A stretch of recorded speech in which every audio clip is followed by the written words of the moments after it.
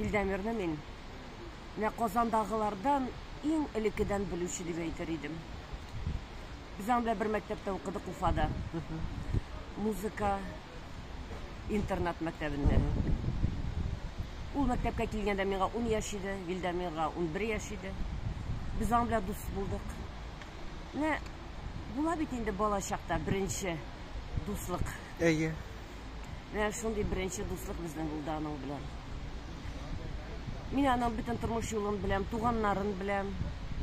Алар да аның кебек бик чибәр, зәңгәр күзле, шундый олы йөрәкле кешеләр бөтенесе дә. Илдәмир ул бик олы йөрәкле иде. Бик кешеләргә карата, бик мәрхәмәтле иде. Бик нечкә күңелле иде. Мәктәпне тәмамлагач армиядә булды ул. Тромбонист иде ул, безнең бик көчле корал оркестры иде.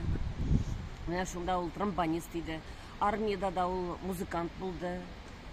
Петерговта хезмәт итте. Хәтта мин Петерговка да барып, аны армиядә күргәнем бар. Ленинградка барганда дуслар булгач, мин аның янына килеп күрешеп тә алган идек. Аннары ул армиядан соң Казанга килде. Башкортстан җегете булса да, Татарстаныбызның баш каласына Казанга кайтып, монда эшли башлады. Музыка, сәнгать өлкәсенә керде, мәдәният институтына, һәм бик оста мәҗлесләр алып баручысы булып китте ул. Матур җырлый иде ул. Һәм мәҗлесләрдә дә аны истә калдырмаган кеше булмагандыр, чөнки ул шуның хәтле менә йөрәктән чыгып, шундый җылы итеп алып бара иде бөтен чараларына.